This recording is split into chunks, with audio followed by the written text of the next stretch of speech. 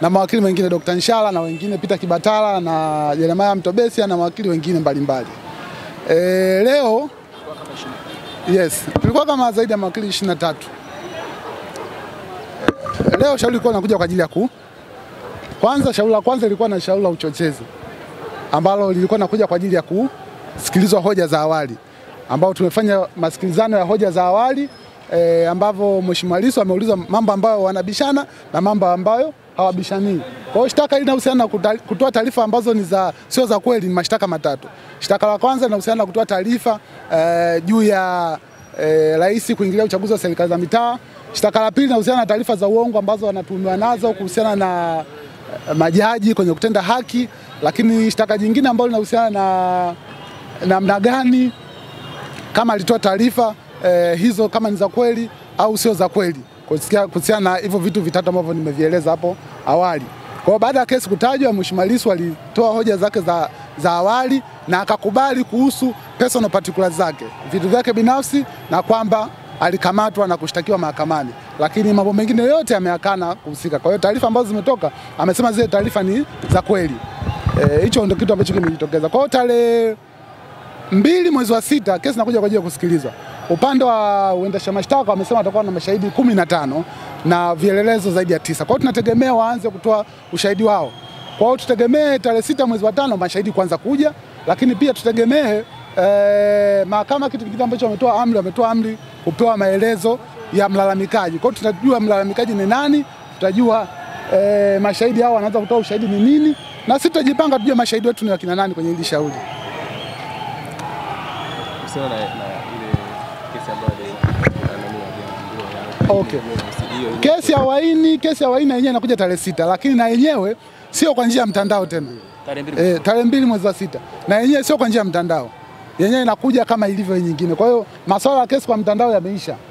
Kwa hiyo tunategemea kesi zote zitakuwa mtu anakuja anasikilizwa kesi zake zote. Ni kesi ambayo ilikuwa inahusiana na kutoa taarifa ambazo sio za kweli kwa njia ya mtandao.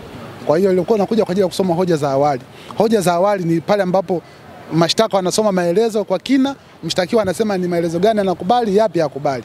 Kwa hiyo Lissu amesomewa hoja za awali, akakubali kuhusiana na maelezo yake binafsi, personal particulars, kwamba ni nani, anakaa wapi, anajishughulisha na nini. Lakini mambo mengine yote amekataa mahakamani. Kwa hiyo ile taarifa ambayo anasema kwamba ni ya uongo, yeye anasema ni ya ukweli. Na upande wa mashtaka wakasema kwamba ataleta mashahidi 15 kuthibitisha mashtaka hao matatu yanayomkabili Lissu. Lakini pia wakasema kwamba watakuwa na vielelezo visivyopungua 9 kuhusiana na kesi ambayo inamkabili Lissu.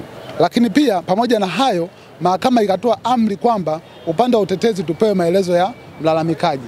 Kwa mlalamikaji sasa tujui ni nani ambaye alienda kutoa taarifa hiyo polisi kusema kwamba Lissu katenda makosa ya jinai. Kwa hiyo maelezo kwa mujibu wa sheria tuna haki ya kupewa. Kwa hiyo mahakama imeelekeza kwamba tupewe hayo maelezo ya mlalamikaji kwenye hili shauri. Ni nani alienda kutoa taarifa hizi polisi mpaka Lissu kukamatwa.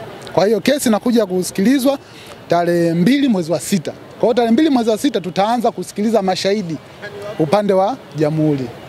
Yes. Asante. Yes. Ya kwanza ile unaweza ya uhaini kidogo, tupe ya uhaini. Kwenye kesi ya uhaini yametokea mambo mawili. Moja, mahakama baada ya kusikiliza hoja za upande wa serikali kuhusu kuahirisha kwa shauri lao, mahakama imeruhusu kuliahirisha shauri, lakini waambiwa wakamilishe upelelezi. Watoe taarifa wamefikia wapi kwenye swala la upelelezi. Lakini pia mahakama imetoa amri ya kubadilisha kusikiliza kesi kwa njia ya mtandao, na kwamba na kesi ya uhaini na yenyewe itasikilizwa kwa njia ya kawaida kama hivi. Kwa hiyo Lissu ataletwa siku ya tarehe 2 mwezi wa 6 kwa ajili ya kusikiliza kesi yake ya uhaini, kujua upelelezi umefikia wapi, lakini pia na kesi yake hii kuanza kuleta mashahidi. Kwa hiyo tarehe 2 mwezi wa 6 tunategemea mashahidi waanze kuletwa. Kumaliza kama wakili upande wa utetezi, kesi ile kuendeshwa, mnaonaje kama last week tutumike kuongeza kwamba ifanyike ambapo kama ya wazi imefanyika leo, mnaonaje hivyo? Tumeona tu kuna changamoto ya watu kuingia kwa kusikiliza hiyo shauri, kwa sababu watu ni wengi, mahakama ni ndogo. Kwa hiyo imekuwa ni changamoto kubwa sana. Kwa hiyo sio watu wote wamepata fursa ya kusikiliza ili shauri, hiyo ni moja. Lakini pia pamoja na hilo bado kumekuwa kuna changamoto kidogo ya kufanya mawasiliano, kujadiliana na mteja muda wa kutosha, bado umekuwa ni changamoto kidogo kwenye swala la muda. Lakini mpaka sasa sisi tunachojua ni kwamba kesi imefika pazuri. Kesi imefika pazuri, ngoja tujue mbivu na mbichi. Asante. Labda mlikuwa mnashauri nini kifanyike ili muweze kuzungumza vizuri na mteja?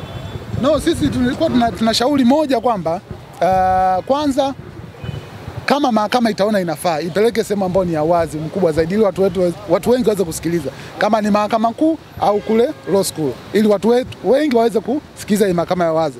Lakini pia tulikuwa tunashauri kwamba pamoja na kwamba shauri hili linasikilizwa kwa njia hii na watu wanakuja wengi, tunafikiri ni muhimu watu wakaendelea kuja kusikiliza shauri lao, kujua nini kinaendelea. Sijui sijajibu swali lako vizuri. Mawakili sisi nafikiri tutaendelea kumwakilisha mteja kwa kadri ya uwezo wetu na kile ambacho kinawezekana. Kwa hiyo tuendelee kufuatilia shauri, upande wa mashtaka walete mashahidi wao, tusikilize, tujue mbivu na mbichi. Hilo ndio jambo la msingi. Tunasikia mshtakiwa akisema kimeumana. No, anazungumza kwamba kesi imefika pazuri. Kesi imeiva, kama ni jipu lishaiva, tunataka ni kulitumbua tu. Kwa hiyo tunasubiri tuanze kusikiza kesi.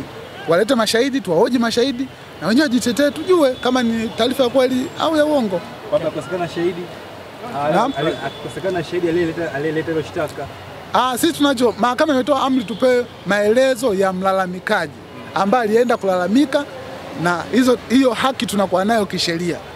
Tusome mlalamikaji ni nani, analalamikia nini, ili tuweze pia kumhoji vizuri. Hiyo ni haki ya msingi ya mtu yoyote ambaye anashtakiwa na kosa lolote la jinai. Majina yako?